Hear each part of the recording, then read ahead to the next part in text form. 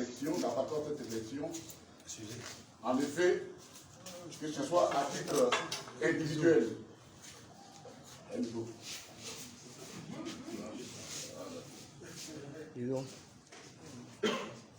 à titre que ce soit seul ou en alliance avec notre partenaire, le PDCI, notre parti s'est engagé donc à participer aux dernières à ces élections. Nous entendons en tout cas, en ce qui concerne le PPACI, marquer notre empreinte sur ces élections. Cependant, notre participation à ces élections ne relègue pas au second plan notre bataille pour la restitution du droit de vote du président Laurent Gbagbo, illégalement et abusivement confisqué par le pouvoir. Ceux qui croient que cette affaire a perdu de son intérêt pour notre parti se trompent lourdement. Nous l'avions déjà dit que notre parti reste maître du chronogramme et de son plan d'action qu'il a conçu pour lutter contre cette injustice. Notre participation à cette élection participe également, et la victoire attendue participe de ce plan que nous avons mis conçu. Nous le répétons, à ceux qui, parce qu'ils côtoient seulement le pouvoir, en sont libres au point de penser qu'ils peuvent ériger, que l'arbitraire et l'injustice peuvent ériger en standard de gestion de l'État, de sortir de leur état d'ivresse. Le PPACI ne cédera pas à l'arbitraire. Il se battra avec les armes que la loi lui donne pour obtenir la réparation de l'inacceptable injustice. Cependant, nous croyons à la capacité qu'a chaque personne de se remettre en cause. Sur cette foi, nous continuons de croire, d'espérer que la raison finira par s'imposer aux instincts des uns et des autres dans l'intérêt supérieur de notre pays. Le présent numéro de notre tribune se tient également dans un contexte de traque des fraudeurs sur l'état civil et les passeports ivoiriens. En effet, les informations récurrentes et de sources judiciaires font état de ce que des personnes détiennent de façon illégale des documents d'identité nationale, notamment les passeports, et le gouvernement ivoirien a décidé de les traquer.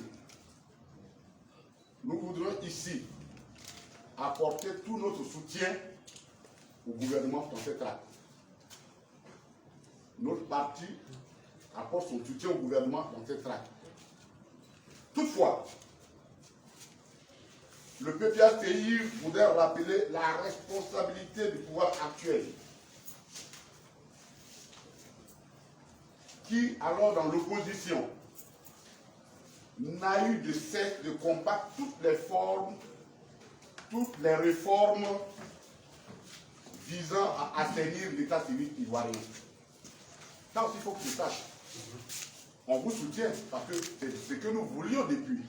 Mais vous êtes arrangés, vous êtes organisés pour torpiller, combattre jusqu'à lever une guerre contre l'état civil de Côte d'Ivoire. Ça, on ne peut pas l'oublier.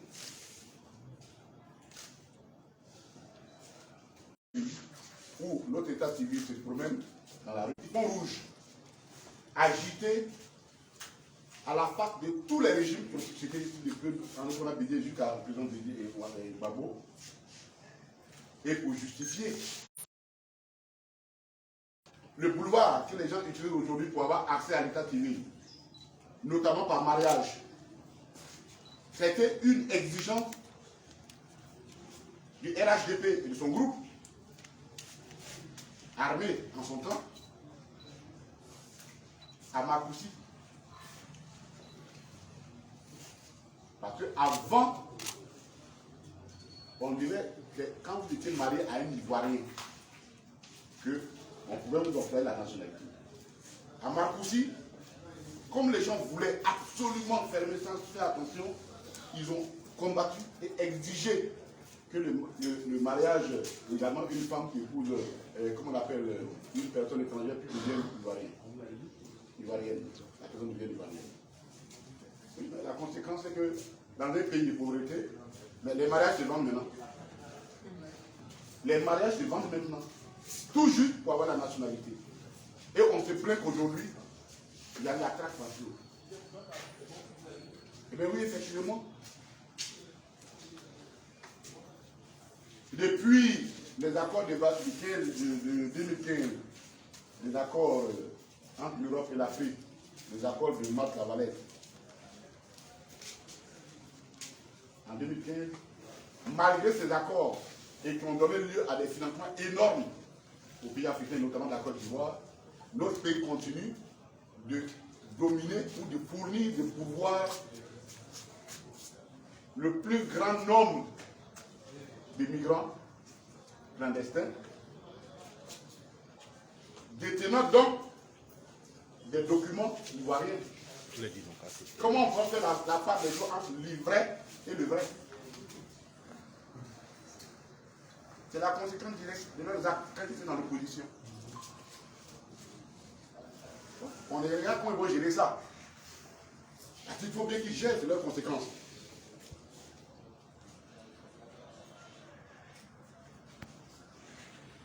La vérité est unique. Et toute tentative de manipulation de la vérité se retrouve à toujours un effet boomerang. Il ne nous reste plus qu'à dire que Dieu, qu'à l'âme de Boura Doudou de reposer maintenant en paix. Parce que c'est pourquoi il a été assassiné aujourd'hui, c'est ça qui est le cœur du problème de la Côte d'Ivoire. Au moins, tu le pries pour lui, pour que ton âme te repose en paix.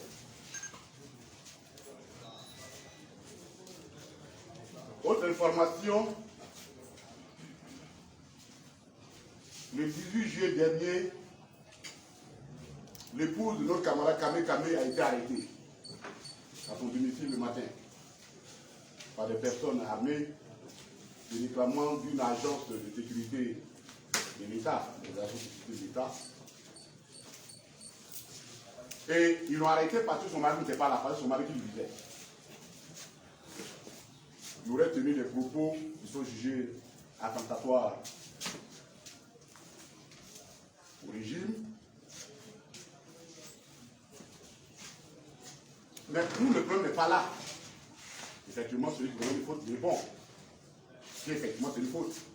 Mais pourquoi arrêter la femme de quelqu'un à la place de son époux qu'on poursuit, qu'on cherche à poursuivre, arrêter? Ça ne se fait pas dans un État. Ça ne se fait pas dans un État. La faute pénale, elle est personnelle.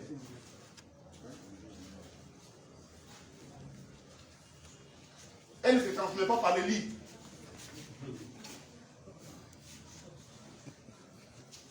Et nul ne peut substituer une personne à une autre personne qui est poursuivie.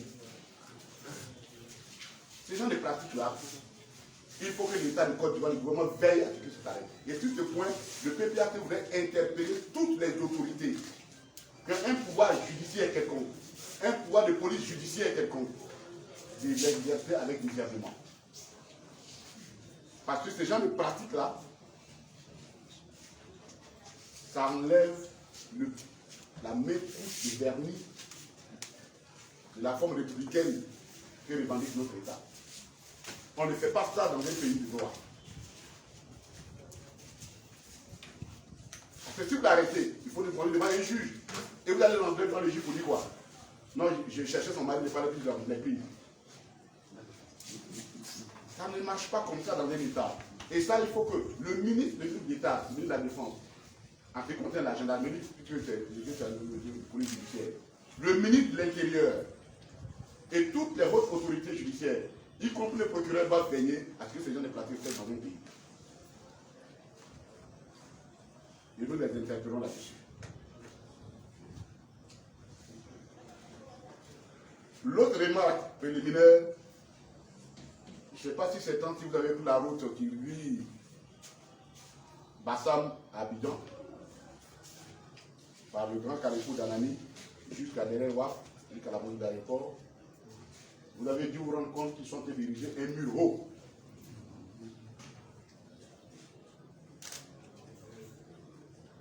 Et les sources prises par-ci par-là, étant que c'est pour des raisons de sécurité. Mais peut-être que le gouvernement n'a pas suffisamment de retour dans des sons qui viennent des populations sur certains de leurs agissements. Peut-être que les gens ne leur rapportent pas bien, ou alors leurs services d'information, les renseignements ne leur disent pas la vérité. Quelles qu'en soient les raisons qu'on peut avancer, un mur est toujours le symbole d'une division. Un mur est toujours le symbole d'un repli sur soi. Et les populations de Gonzague, d'Adjoufou, de Jean Foli, de derrière Waf, d'Anani pensent et ont cette conviction que c'est pour cacher la misère qu'ils vivent qu'ils ont érigé ces murs-là. De sorte que quand la canne arrive, ceux qui vont aller à Assini pour revenir se contentent de regarder le pont qui vient d'être fait à côté du stade. Et ils repartent avec cette image flatteuse de la Côte d'Ivoire. Et ils ne regardent pas, ne découvrent pas la vraie face de l'Abidjan et de la Côte d'Ivoire. Il y a dans cette région-là, dans ces zones, plus de 400 000 personnes qui vivent. Dans les précarités, dans les inondations. Une misère, un gouvernement travaille à régler, à sortir les populations d'une misère, mais ne travaille pas à cacher la misère. Ce n'est pas en la cachant qu'elle cesse d'exister. Nous pensons en toute honnêteté que si telle est la volonté, c'est telle question de sécurité, il faudrait trouver une autre forme d'obstacle, de séparation, qui n'étouffe pas du tout ces populations, qui ne leur donne pas l'impression qu'on les met dans un ghetto parce qu'elles sont indésirables. On aurait pu faire des grillages. Ce mur-là, peut-être que le gouvernement ne s'en rend pas compte. Je lui demande de faire un sondage d'opinion. Et en tout cas, le retour est que il est très mal perçu et très mal vécu par les populations de ces zones. Un mur est un symbole de division entre deux mondes. Ah oui, nous on dit que nous sommes dans deux mondes différents. Ça, j'avais oublié ça. Dernière remarque, il y a 2 semaines, le ministre de charge de la communication du gouvernement, essayant donc d'interpréter, de communiquer certains de nos propos, disait ceci, a dit en gros, que il faut que nous nous comportions de sorte à ne pas donner raison à ceux qui ont pensé que le président Laurent Gbagbo, le retour du président Laurent Gbagbo, serait une source d'inquiétude ou de toutes les populations. Je voudrais ici leur répondre tout de suite au ministre. Quel ministre de la République ne parle pas comme ça? Parce que ce sont des citoyens ivoiriens. Et aucun citoyen ivoirien ne doit rentrer dans son pays par magnanimité. Donc ce n'est pas une faveur. Le dire, c'est comme s'il confirme qu'on est dans un état d'exception qui choisit qui de ses citoyens doit vivre sur son territoire, qui ne doit pas le vivre. Je lui demande d'aller lire l'arrêt Note-Bond. C'est un arrêt du droit international. Les liens de nationalité obligent un État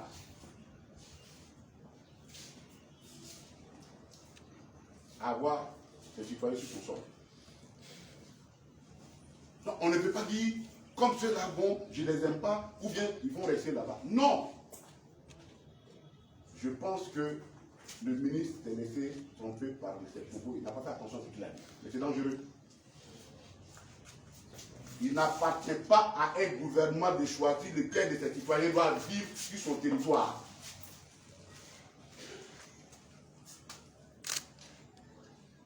Donc le retour du président Laurent Gbagbo ne peut pas être interprété comme une libéralité à lui accorder.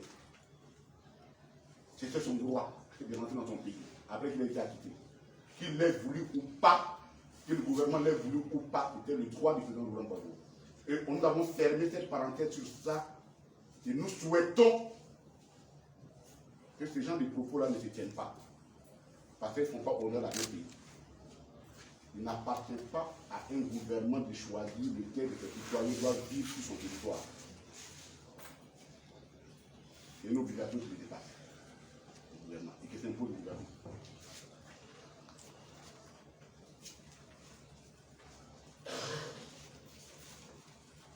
Donc, voilà un peu les petites remarques avant d'aborder nos rubriques traditionnelles, notamment le PPACI en marche, en mouvement. Chaque fois, nous vous disons ce que le parti a eu à faire pendant les 15 précédents jours.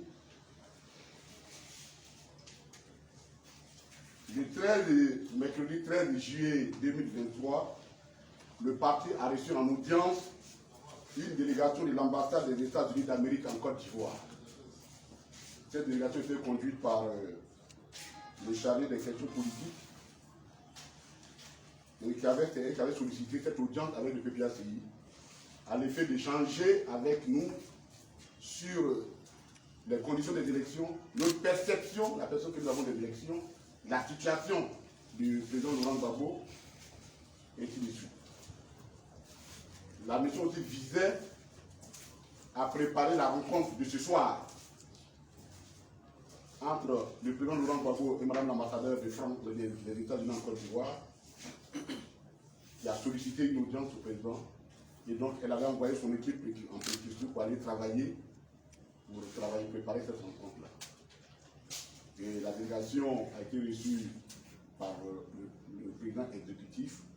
Et la délégation ivoirienne comprenait le président exécutif, le secrétaire général, votre serviteur, le vice-président exécutif chargé des questions diplomatiques, et puis mon directeur de cabinet chargé de ces questions de la Boutiaille, ici Boutiaille, votre ici Boutiaille.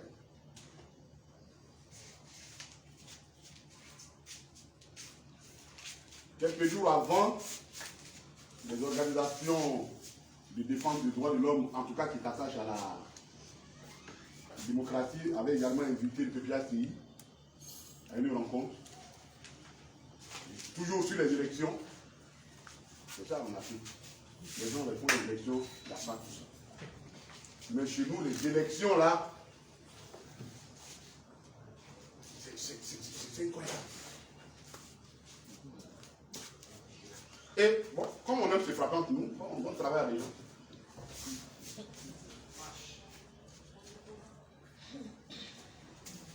Là-bas également, notre parti était représenté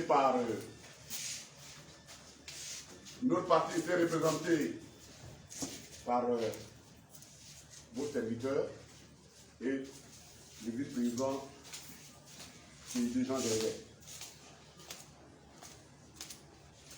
Les 18, 19, 20 et 21 juillet 2023, le PPAC a participé à une conférence internationale des partis politiques, des pays membres des BRIC, élargie aux partis progressistes d'Afrique, d'Amérique latine, d'Asie et des Caraïbes.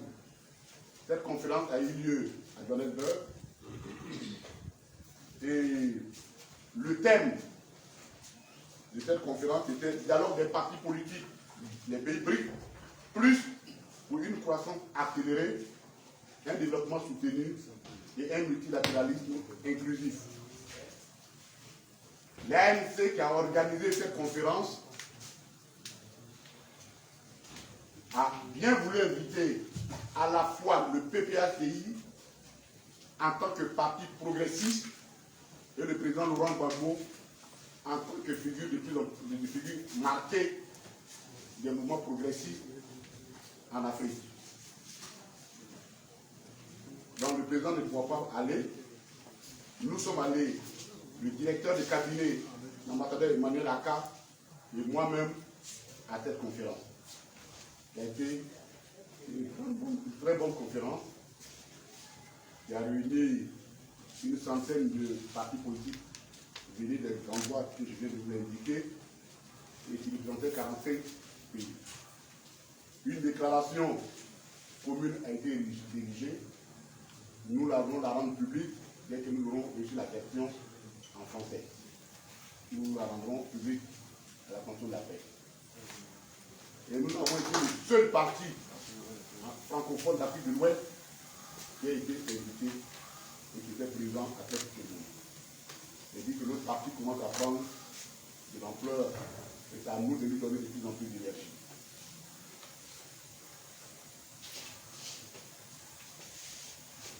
Le lundi 24 dernier, son excellence le président Laurent Gbagbo a accordé une audience au ministre Kouadio Kouna-Bertin, chargé de la réconciliation.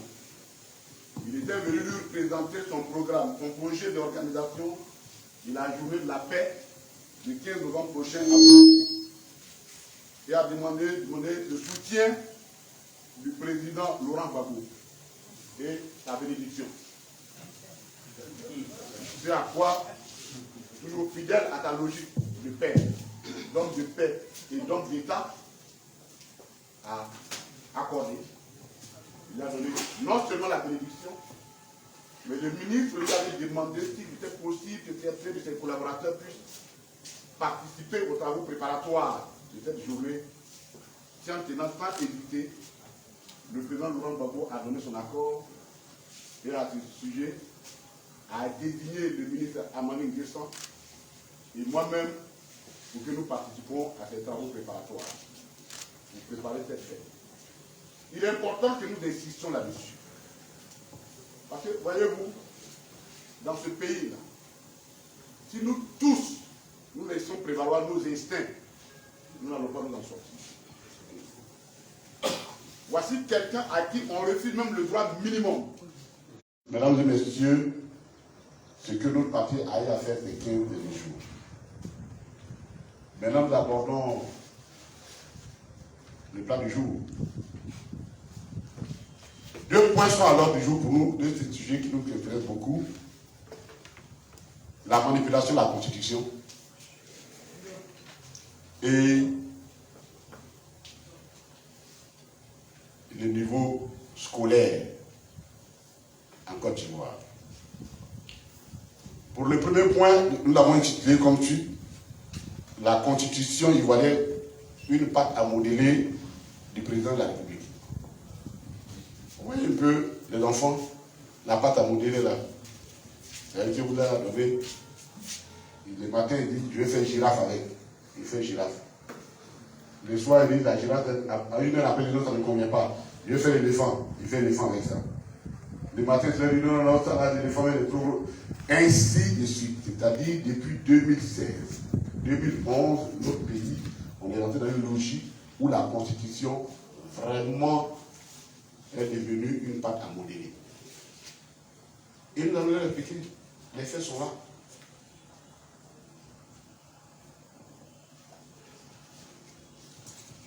Et quand il ne fait pas comme pâte, il fait comme un accordéon, jeu d'accordéon. Il y a une disposition qui est là. On l'enlève le matin, le soir on vient la remettre, sans explication à quelqu'un, et puis on continue avec ça comme ça. La Constitution, c'est le socle de notre contrat social. Elle ne peut pas être la volonté d'une seule personne. Sinon, on cesse d'être dans une république et on rentre tout droit dans la monarchie.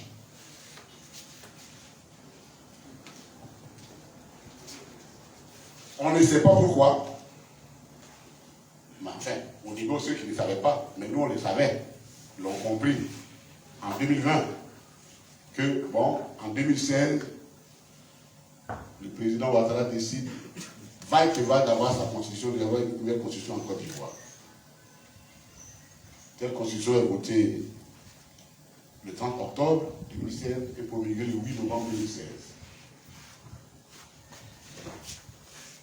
Cette constitution a été votée officiellement à un taux de participation de 42,42%, officiellement. Mais tout laisse croire que ce chiffre est très loin de la réalité, ces jours-là. Et ce n'est pas nous qui le disons. Nous allons vous dire ce que RFI disait dans son édition du 31 octobre 2016.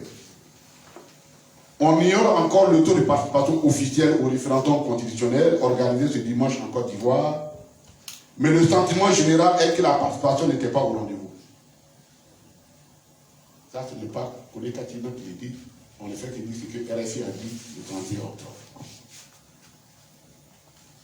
Dans sa dépêche du 1er novembre 2016, l'agent presse Reuters, reprenant les propos d'un leader de l'opposition, qui est connu devenir membre de la coalition au pouvoir, écrivait, on ne dit pas le nom des contemporains parce qu'il y a des gens qui ne veulent pas le prononcer.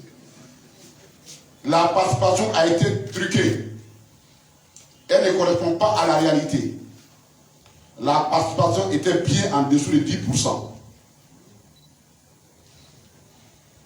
Et je ne crois pas qu'il ait tort ce commentaire soit excessif pour ceux qui étaient témoins de cette élection-là, de ce référendum.